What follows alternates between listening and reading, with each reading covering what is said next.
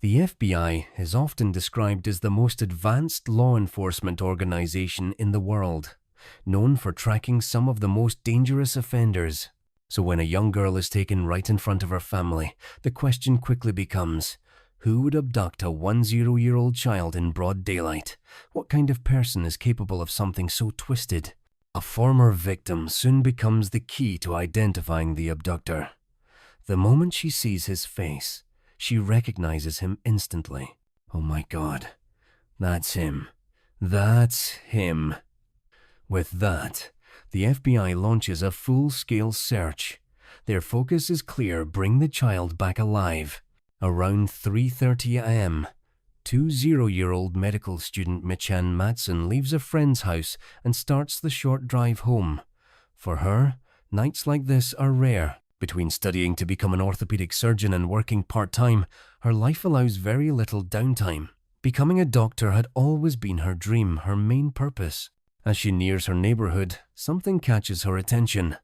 A white truck sits idling at a stop sign, even though it has had plenty of time to move.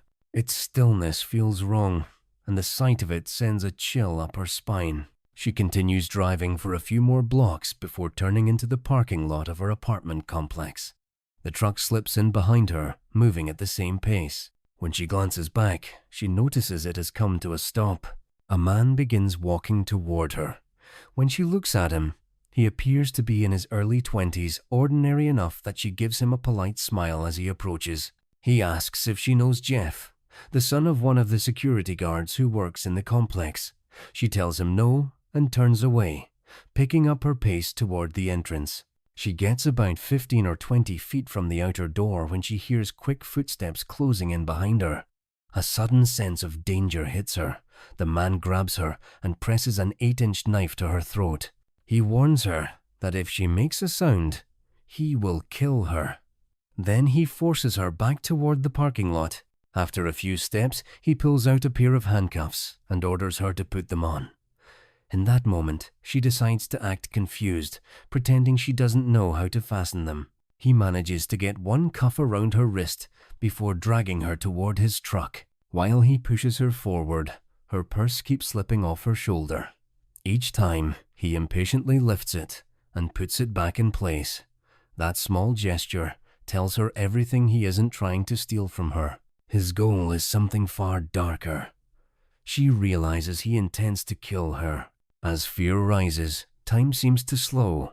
A vivid image flashes through her mind, a girl who had once been kidnapped and later found tied to a post in an isolated field, her body left to decay. The thought strikes her with painful clarity. She refuses to end up like that. The fear sharpens into determination.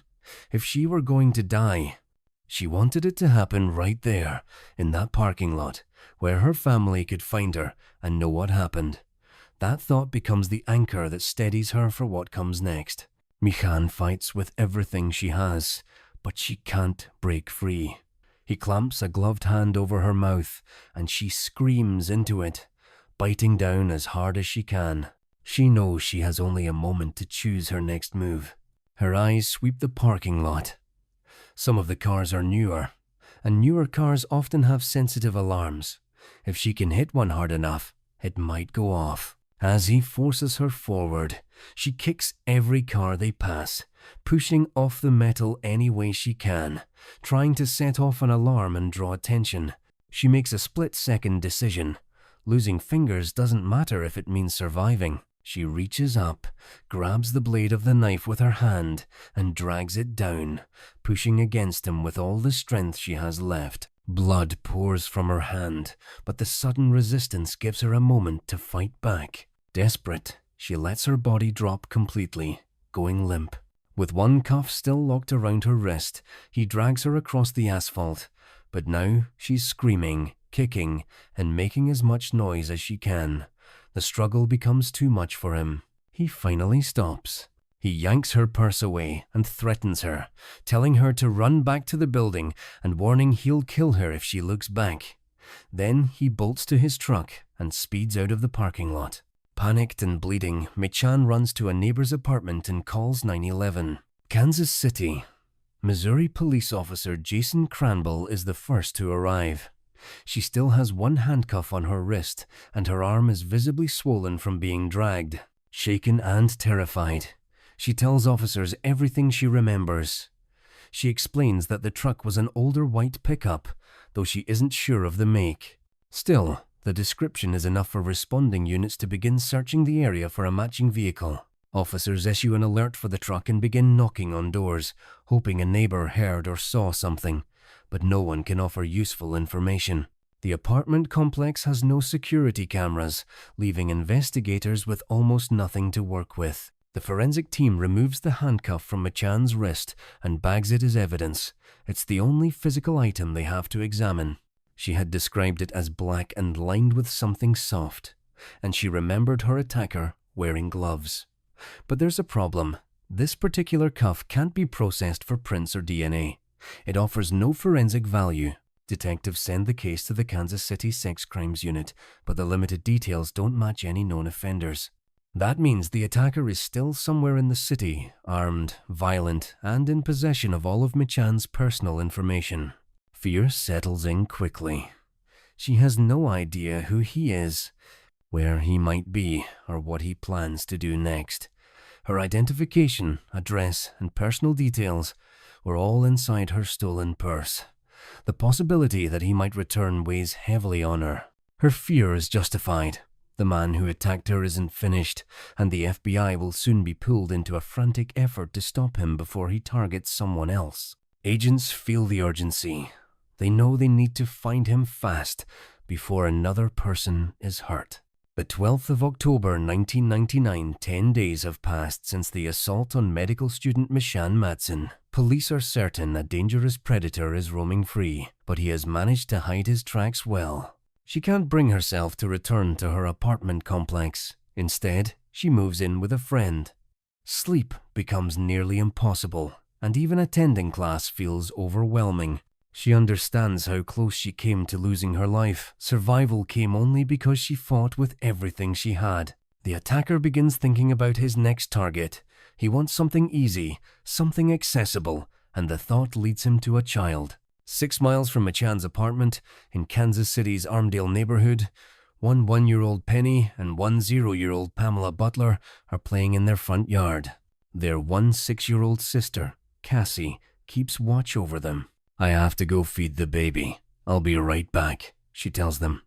She steps inside, leaving the front door open and staying close enough to hear them from the living room. The area feels familiar and safe. The girl's mother, Cher West, is at work, confident her daughters are in good hands. She grew up in the neighborhood and knew nearly everyone on the surrounding streets. Around 5:30 p.m., Cassie returns to the doorway and asks if the girls want a snack. Pamela asks if she can run to the corner gas station to grab something sweet. Cassie gives her permission. Pamela rollerblades the short distance to the store alone and buys a package of cookies. She has no idea that someone has been watching her. As she heads home, a white truck waits half a block from her house, positioned directly in her path. From the front yard, Penny spots her younger sister skating past the vehicle. She later explains that the truck's driver's side door was open, and the man inside seemed to rise from a lying position before lunging forward and grabbing Pamela. He pulls her into the truck and climbs in behind her, forcing her down to keep her hidden.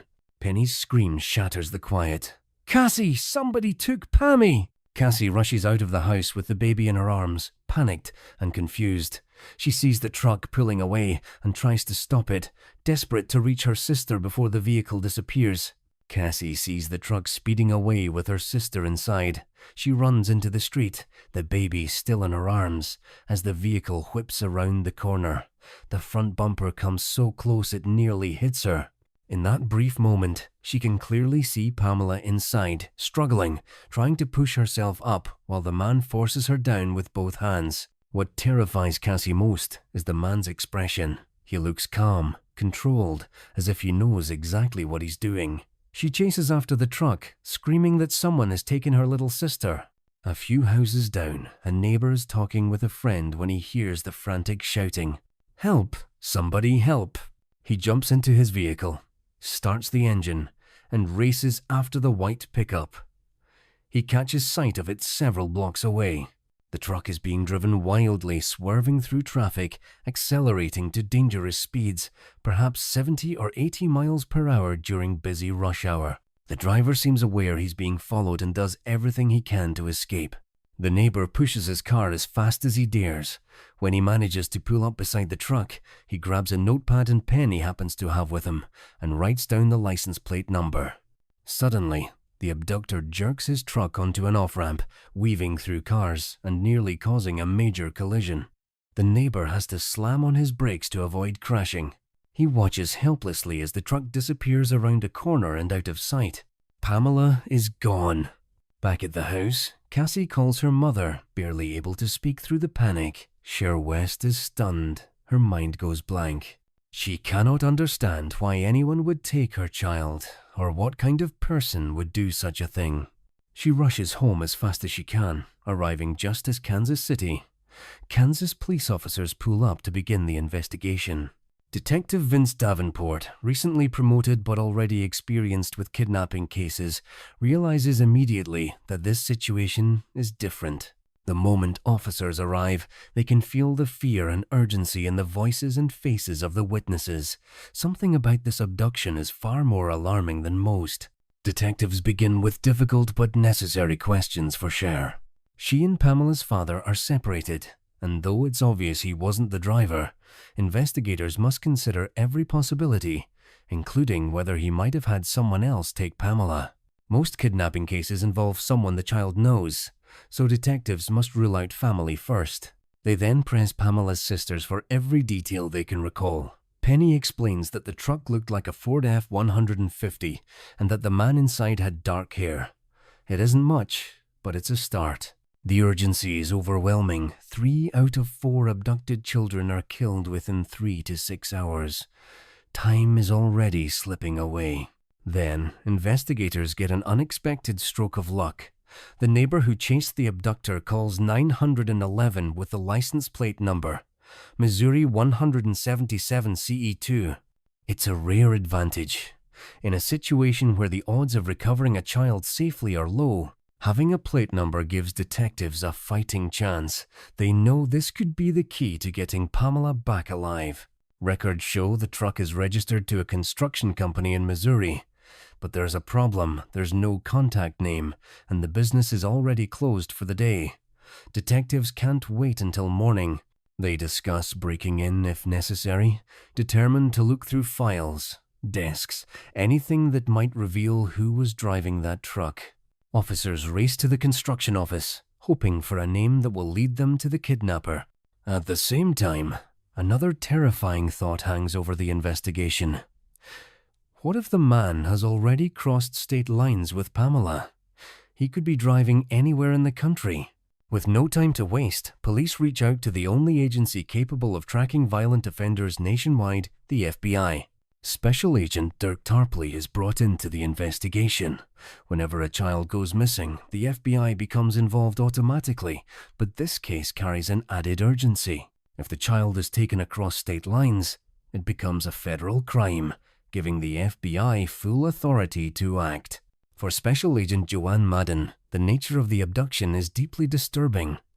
The kidnapper grabbed Pamela in broad daylight, directly in front of her home, with neighbors nearby and plenty of visibility. He didn't seem to care who saw him. His boldness signals a level of danger that alarms every agency involved. There is no hesitation among the police or the FBI. The atmosphere is intense and focused. Whatever it takes, they must find this child. FBI agent Cullen Scott joins Kansas City authorities as they canvass the neighborhood around Pamela's home. For a moment, they think they have a promising lead when someone finds a pair of rollerblades nearby. If they belong to Pamela, she might still be close.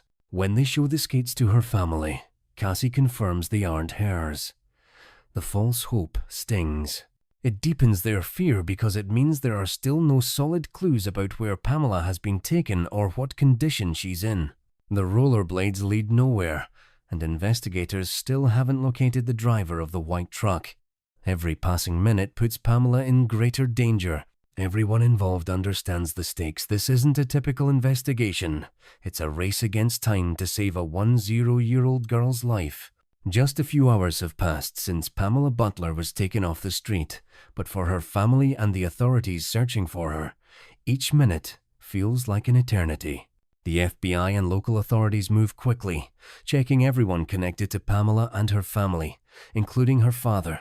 They confirm that he was at work when the abduction happened and that his alibi is solid. Cher never believed he was involved. To her, it was clear from the start that this was a stranger. If it had been a family member, she wouldn't be waiting with the police. She would already be at that person's doorstep demanding her daughter back. Everyone feels the rising panic. This is a true stranger abduction, the most dangerous kind.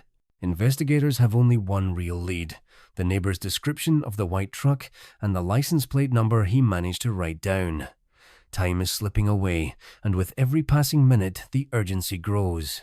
The entire task force channels its energy into one goal: finding out who owns that truck, where it is, and who was driving it. Authorities push information out to the public as fast as possible. Even without a formal system like today's Amber Alerts, they flood radio and television with details about Pamela. It becomes the single biggest story in Kansas City, dominating every newscast and radio update. People across the city join the effort. Tips pour in. Neighbors keep watch. Strangers search streets and alleys. For many, Pamela feels like their own child. Cher appears on television again and again, pleading for her daughter's life. Her voice trembles as she begs Pamela to hold on and asks the public for help. She believes someone must have seen something, that one detail from the right person could bring her daughter home. The entire community focuses on the same mission: find the white truck and find Pamela. Even those who never met her feel the weight of her disappearance. A missing 10-year-old girl isn't just one family's tragedy, it becomes the whole city's heartbreak. The story hits especially close to home for Michanne Matson. She is still recovering from her own attack just 10 days earlier, when she sees news coverage of Pamela's abduction. Her heart races as she hears the description: a white truck, a young girl taken in broad daylight. Suddenly, everything clicks. "Oh my God. That's him. That's him," she whispers to herself. She realizes the suspect is the same man she fought off in her apartment parking lot, the same man who had threatened to kill her. Panic and guilt flood her thoughts. If she, a 20-year-old woman, was able to fight him off, he would surely go after someone smaller, someone weaker, who could not defend herself. Around 11 p.m., investigators receive a tip from Green Valley, Missouri, about 25 miles east of Kansas City. A couple reports that earlier that evening, around 6:30 p.m., they visited their small church on the outskirts of town to perform maintenance. In the back parking lot, hidden from the road, they spotted an unfamiliar white truck. Curious, they noted the license plate. Looking inside, the woman saw what she described as a multicolored Afghan blanket. The plate matches the one Pamela's neighbor had written down earlier that day. Green Valley police rush to the scene, but the truck is gone. A search of nearby woods yields no sign of Pamela. For investigators, it feels like starting from scratch. Where do we start now? One agent thinks, frustration and fear mixing together.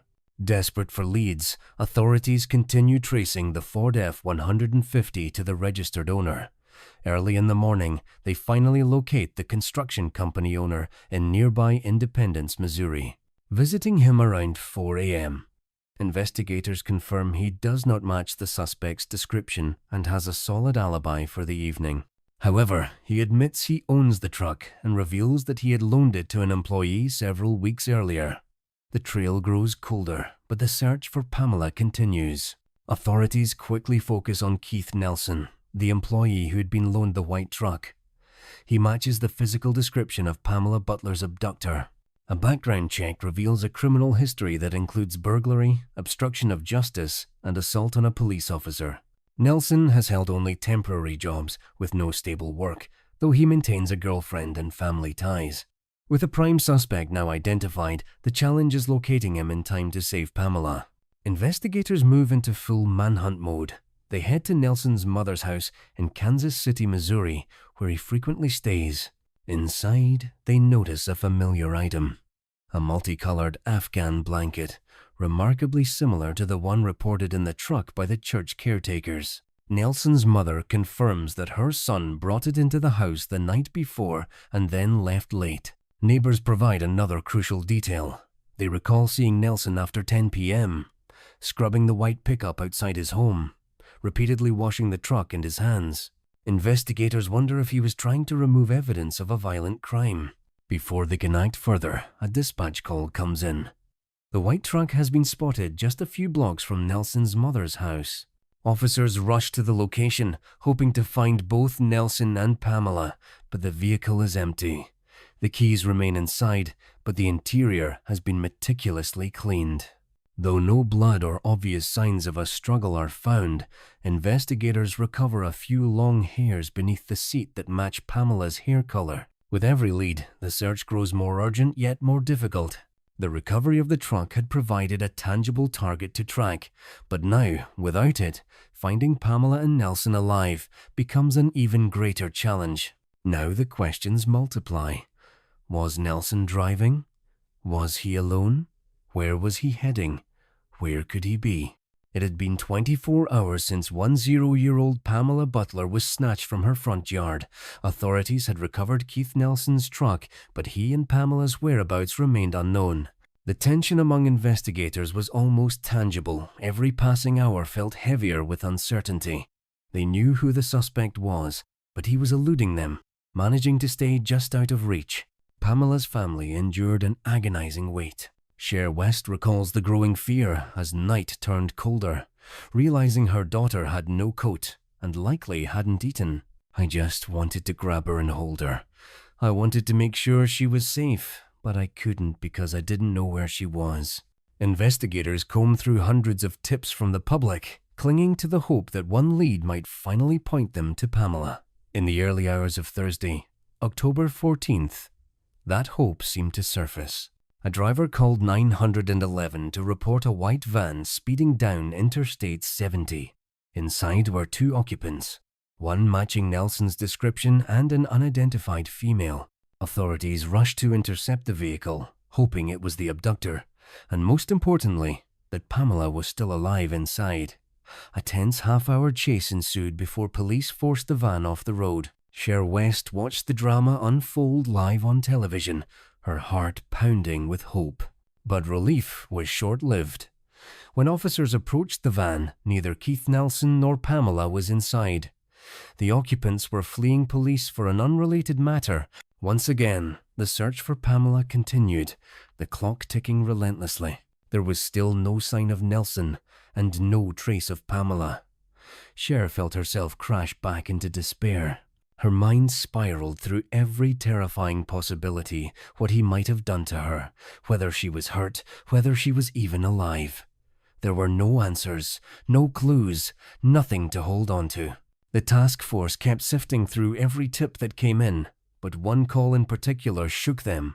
A day laborer who had previously worked with Keith Nelson reported that Nelson had boasted about dark fantasies just weeks earlier, fantasies involving the rape and murder of women. He described violent, predatory acts Nelson claimed he wanted to commit.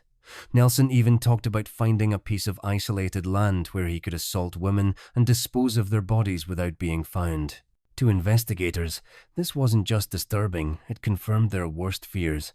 Pamela was in the hands of someone deeply dangerous. Nelson's mindset revealed a darkness that suggested he was capable of escalating violence, quickly and repeatedly, if not stopped. Around 1:30 p.m., a new twist emerged. Lori Torres, a secretary with the Kansas City, Kansas Police Department, was driving near the Kansas River. She had spent 2 days helping with the case, designing the missing person posters for Pamela and the wanted poster for Nelson. As she drove slowly along the levee, she noticed a man sitting below near the riverbank. The moment she saw his face, something clicked. His features were burned into her memory after staring at his photo for days. When the man turned around, she froze. It was him. Lori Torres is staring directly at Keith Nelson. She is unarmed and has only seconds to act. Thinking quickly, she improvises an excuse to engage him. "Hey, have you seen my dog?" she calls out. Nelson replies, "No, but would you come down and help me?" "What's wrong?" she asks. "I hurt my foot and my ankle," he says. "Okay, let me go turn around and then I'll come back," she responds, buying herself time. Lori speeds to a nearby railroad site, hoping she can gather enough men to safely apprehend Nelson before he flees. If she fails, a dangerous predator could slip away again, with Pamela still in his grasp. For 2 days, the FBI and local authorities have chased every lead, exhausting themselves in the process. Now, it is Lori, an unarmed police secretary, who has unexpectedly located him. She recruits several railroad workers who call the police and cautiously approach Nelson. Nelson notices them coming and attempts to run, but his injured leg slows him down. He is forced to climb out of the river, where the railroaders form a circle around him. He sits on the ground, looking confused, and repeatedly asking, "Am I in trouble?" Within minutes, police and FBI agents arrive on the scene, followed by news crews. The arrest is broadcast live on Kansas City television, watched by thousands who have been anxiously following the case for 2 days. Nelson is flown to a nearby hospital to be treated for a broken ankle. Only then can investigators finally begin questioning him about Pamela. Frustration mounts as they await answers, knowing time had been critical in keeping the young girl safe. Keith Nelson remained brazen, refusing to disclose anything about Pamela's location. Investigators understood this was typical behavior for sexual predators. He derived a sense of power from knowing something no one else did. Even in handcuffs at the hospital, facing the likelihood of life in prison or worse, Nelson probably felt a twisted satisfaction in holding that secret. For Cher West, it was another crushing disappointment. "It's hard," she said. "He's getting treated, and I still don't know where my daughter is." Despite the frustration, authorities were determined not to let Nelson win. They knew he would not be the one to keep Pamela. One way or another, she would be found. But the uncertainty was agonizing. Could she be locked away somewhere? Alone? Hungry? In danger? The unknown made the search even more urgent. Agents, police officers, detectives, and volunteers concentrated their efforts along the river where Nelson had been apprehended. The search was exhaustive, continuing late into the night, yet they found nothing. Every minute without a clue intensified the pressure, as investigators refused to pause until Pamela was safe. They carefully reviewed all the evidence they had collected and decided to search one more location that might lead them to Pamela. Their path led them back to the lot behind the Green Valley Church, the same place where Nelson's truck had been seen. This time, the search was thorough. Every inch of the land was examined. Over 100 law enforcement officers lined up side by side, pushing deep into the dense woods. The terrain was challenging, cluttered with tree limbs, thick undergrowth, high weeds, and fences, making movement difficult. During the search, an FBI agent noticed a piece of clothing. As he approached, he realized it was a small pair of children's underwear. Around 12:30 p.m., 3 days after Pamela's abduction, another searcher spotted a pile of sticks beneath a tree in a field north of the church. Beneath them lay the lifeless body of a young girl, Pamela Butler. The coroner confirmed that Pamela had been raped and strangled with a wire, likely within an hour or two after she was taken. For those who have spent years investigating such cases, the horror is difficult to forget. It's almost impossible to imagine what Pamela went through, rollerblading one moment and the next, being grabbed, thrown into a truck, and silenced by a stranger. The terror she must have felt, calling out for her parents, only to be met with unimaginable violence, is haunting. Her final moments were filled with fear, pain, and helplessness, and that image lingers long after the case is closed. The news investigators brought to Pamela's family was devastating. Colon Scott, the FBI agent, had been a familiar face. He had promised that if they found Pamela, he would return to tell them. When he appeared on the porch, a gut-wrenching sense of dread immediately settled in. Her family knew before he spoke. "She's dead, isn't she?" came the painful question. He asked them to sit and gently revealed that Pamela's body had been found. Overcome with grief, there were no words, only tears and a numbness that refused to fade. The reality that she lay in a casket, never to return, was unbearable. Keith Nelson faced 2 federal charges: aggravated kidnapping resulting in death and interstate travel to commit aggravated sexual abuse of a child resulting in death. He pleaded guilty, yet displayed no remorse. In court, his words were chilling and callous. He even said, "Everyone thinks it's so hard to kill a child. It's not that hard." The sheer audacity stunned everyone present. Ultimately, he was sentenced to death and now awaits execution in the federal prison in Terre Haute, Indiana. For those left behind, life would never be the same. Michanne Matson, overwhelmed by the trauma, left medical school and became a 911 police dispatcher. "When I was alone, these officers cared not just about me, but about Pamela and her family. They poured their hearts into finding her and bringing Keith to justice. It broke them," she recalls. "Her work now is a way to honor them. Every day, I pay it forward. I do this job to thank them and to have their backs just as they had ours." Even years later, the grief persists. "I still write in a journal when I feel down. I miss her. I love her. Even 12 years later, it doesn't leave you. It plays over and over in your mind. The loss is permanent, but the memory fuels a commitment to justice and remembrance.